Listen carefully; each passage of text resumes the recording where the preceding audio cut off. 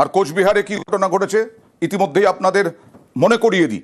এসপির বাংলোর সামনে বাজি ফাটানোকে কেন্দ্র করে এসপি হাতে বাঁশ নিয়ে লাঠি নিয়ে তিনি চলে গেলেন মারতে।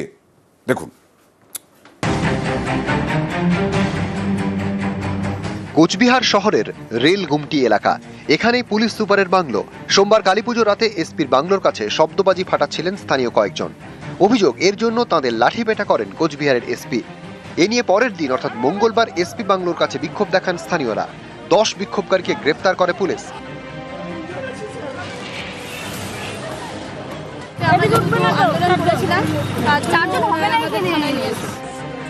বুধবার ধৃতদের কোচবিহার জেলা আদালতে তোলা হয়। তাঁদের বিরুদ্ধে খুনের চেষ্টা এবং গাড়ি ভাঙচুরের অভিযোগে মামলা রুজু হয়েছে। এদিন ধৃতদের মধ্যে 3 জনের অন্তর্বর্তী জামিন মঞ্জুর করেছে আদালত। বাকি 7 জনের মধ্যে 5 জনের পুলিশ হেফাজত এবং 2 জনের জেল হেফাজত। এখানে পুলিশ যেটা মামলা দিয়েছে যে এরা হচ্ছে রাস্তা অবরোধ করেছে, কিন্তু আমরা রাস্তা অবরোধের কোনো ধারা এই মোকদ্দমায় দেখতে পাইনি।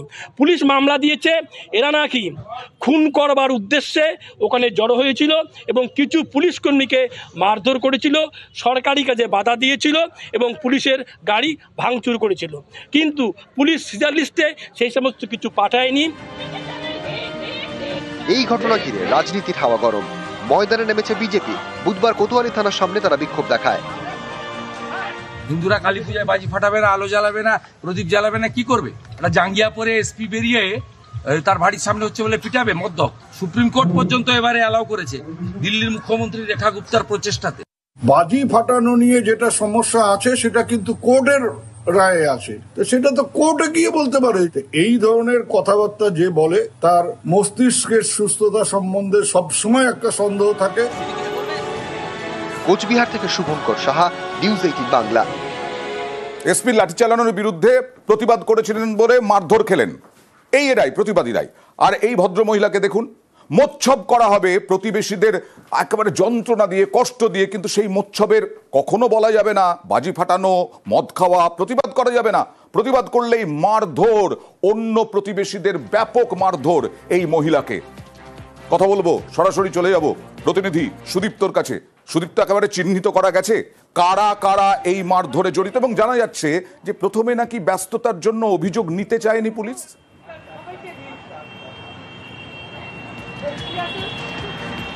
একদমই অয়ন্দা, Elgin road, Ashutosh Mukherjee road 4B, এবং এই রোডেরই বাসিন্দা এবং তার একজন বয়স্ক ভদ্রমহিলা, এবং এই বৃদ্ধার নাম হচ্ছে অনুপমা চৌধুরী। তিনি যেটা অভিযোগ করছেন যে তার বাড়ির ওপর তলায় যারা থাকেন মূলত তারাই ঠিক একদম রাত্রেবেলা 1:30 নাগাদ বাজি ফাটাচ্ছিলেন, এবং যখন তা অভিযোগ করা হয় এবং তার প্রতিবাদ করা হলে পরে উল্টে বৃদ্ধাকেই মারধর করা হয়। যে বাড়িতে বৃদ্ধা থাকেন তার সঙ্গে তার এক আত্মীয় থাকেন নির্মল দাস, তাকেও কিন্তু মারধর করা হয়েছে বলে অভিযোগ।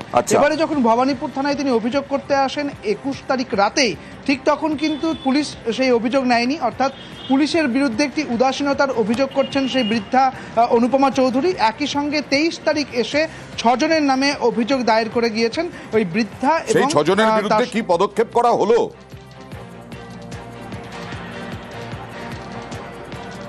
দেখো, এখনো পর্যন্ত কোনো পদক্ষেপের কথাই কিন্তু পুলিশের পক্ষ থেকে দেখা যায়নি বা জানাও যায়নি। যেটা জানা গেল যে সকালবেলা এসে ওই 6 জনের নামে 21 তারিখের ঘটনা, 23 তারিখে এসে তাদের এই 6 জনের নামে অভিযোগ করা হলো, কিন্তু এই অভিযোগের ভিত্তিতে এখনো কোনো অ্যাক্টিভিটি পুলিশের পক্ষ থেকে করা হয়নি বলে জানা যাচ্ছে ওই বৃদ্ধার থেকে। কবে করা হবে, কত দ্রুত করা হবে, দ্রুত পদক্ষেপ করা হোক আমরা চাই। বাথরুমের মধ্যে ভাঙাচেরা, ওখানে রাত্রি 1:30টার সময় বাজি ফাটাচ্ছে, রাত্রি 1:30টার সময় ঘুমিয়েছি, ঘর একদম বারুদে ভর্তি হয়ে গেছে। এরকম রাত্রি 12টা, 1টা, 1:30টা অব্দি এটা কি হচ্ছে বলতে গেছি, ওরা আমাকে ধরে এমন মেরেছে আমি সব জায়গা দেখাতে পারবো না। ইনাকে বলেছি বুকে কি ঘুষি লাথি কি অবস্থা, এই বেচারি বাঁচাতে গেছে, ওরে কি মার ইনাকে। কালী পুজোর দিন এসেছি না, বলছে এখন কি করে কমপ্লেন নেব, দেখছেন না পুরো ঘরে আগুন লেগে গেছে। না না, সেদিন 21 তারিখেই এসএসকেএমে নাবালিকাকে যৌন হেনস্থা, অমিত মল্লিক নামে এক ব্যক্তি গ্রেফতার। এই ব্যক্তি আগে এসএসকেএমে কাজ করত এবং তারপরে তার চাকরি চলে যায়, তারপরে এখন আবার এনআরএসে কাজ করে। কিন্তু এনআরএস থেকে এসএসকেএম এ কি করতে এসেছিল এবং এই ঘটনা কিভাবে ঘটলো জানবো। আমার সঙ্গে রয়েছেন টেলিফোনে আমাদের প্রতিনিধি প্রীতি।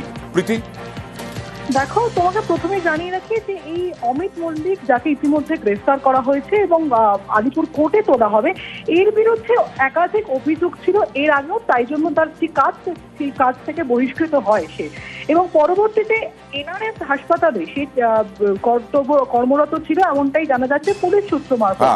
গতকাল এই অমিত মল্লিক সে তার যে পুরনো ইউনিফর্ম, সেই পুরনো ইউনিফর্ম পরেই হাসপাতাল চত্বরে ঢোকে এবং স্বাভাবিকভাবেই যেহেতু পুরনো ইউনিফর্ম বহিষ্কার করা হয়েছিল এসএসকেএম থেকে, এনআরএস এ আবার কাজ করে, এনআরএস থেকে এসএসকেএম এ ঢুকলো কি করে, ঢুকতে দিল কে?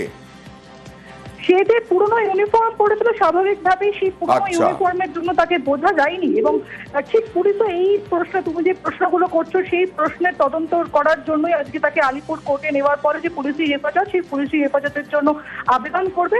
এবং গতকাল যে ঘটনা ঘটেছে, এই 14 বছরের নাবালিকাকে তাকে ওয়াশরুম অর্থাৎ বাথরুমে ডেকে নিয়ে গিয়ে যৌন হেনস্থা, এমনটাই অভিযোগ, এবং ঠিক রাতেই তাকে গ্রেফতার করা হয় সিসিটিভি ফুটেজ থেকে। আর কিছুক্ষণের মধ্যেই তাকে আলিপুরের বিশেষ আদালত, যেহেতু আজকে ছুটির দিন, নর্মাল ডেজে কোর্ট যেমন বন্ধ থাকে, এই যে স্পেশাল কোর্ট, সেই স্পেশাল কোর্টে এই অমিত মল্লিককে তোলা হবে এবং পরবর্তীতে তার শুনানি সেই দিকে তাকাতে হবে। বেশ, দেখা যাক পুলিশ তদন্তে কি উঠে আসে। আর মেয়র ফিরহাদ হাকিম তিনি কি বলছেন এই ঘটনা নিয়ে, দেখুন। Law will take its own course এবং শক্তভাবে এটার মোকাবিলা করতে হবে এবং সমাজের মধ্যে সবাইকে এর বিরুদ্ধে রুখে দাঁড়াতে হবে। গতকালই দেখিয়েছিলাম গাইঘাটায় ডাক্তারের বোন এবং তার বন্ধু কটূক্তি শুনে তারপরে তারা প্রতিবাদ করে, মারধর শুরু হয় এবং তারপরে ওই ডাক্তার তিনি ছুটে যান, অ্যাসিস্ট্যান্ট প্রফেসর তিনি ছুটে যান ওদের কাছে, কিন্তু তাকেও রেয়াত করেনি দুষ্কৃতীরা। তাতে 4 জনকে গ্রেফতার করা হয়েছে এখনো পর্যন্ত। চিকিৎসককেও মারা হয়েছে, প্রফেসর ডাক্তারকেও মারা হয়েছে। কথা বলবো প্রতিনিধি অনিরুদ্ধর সঙ্গে। অনিরুদ্ধ, এরা কারা? তারা কি গাইঘাটারই বাসিন্দা এবং এই চাঁদপাড়ারই বাসিন্দা? পুলিশ কি বলছে? দেখুন, গতকাল যে অভিযোগের ভিত্তিতে আমরা খবর করেছিলাম, নিউজ 18 বাংলায় একাধিকবার সেই খবর দেখানো হয়েছে এবং এই খবরের দেখানোর পরেও বলা যেতে পারে নড়ে চড়ে বসে প্রশাসন। গতকাল সন্ধ্যায় প্রাথমিকভাবে অরিন্দম রায় নামে একজনকে গ্রেফতার করে এবং পরবর্তীতে আরো 3 জনকে গ্রেফতার করে। মোট 4 জনকে এই ঘটনায় গ্রেফতার করা হয়েছে। তাদেরকে আজকে বনগাঁ মহকুমা আদালতে পাঠানো হয়েছে এবং এরা প্রাথমিকভাবে প্রথম যে কটূক্তি এবং ওই মহিলা তার বন্ধুকে মারধর, সেই ঘটনার সঙ্গে এরা জড়িত ছিল এবং পরবর্তীতে মূল অভিযুক্ত অর্থাৎ ডাক্তারকে যে মেরেছিল সেই মূল অভিযুক্ত এখনো গ্রেফতার নয়। পরিবারের তরফ থেকে জানানো হচ্ছে এখনো মূল অভিযুক্ত গ্রেফতার নয়, তাকে গ্রেফতারের দাবি তোলা হয়েছে এবং এই ঘটনায় রীতিমতন চাঞ্চল্য ছড়িয়েছে। যে যুবতীর সঙ্গে এই ঘটনা ঘটেছিল তিনি আতঙ্কিত। তিনি জানাচ্ছেন যে যতক্ষণ না পর্যন্ত মূল অভিযুক্ত গ্রেফতার হচ্ছে, রীতিমতন আতঙ্কের মধ্যে রয়েছেন তারা চাইছেন দ্রুত পুলিশ। আমরাও চাই মূল অভিযুক্ত দ্রুত গ্রেফতার করা হোক, মূল অভিযুক্তকে, এবং কড়া শাস্তি।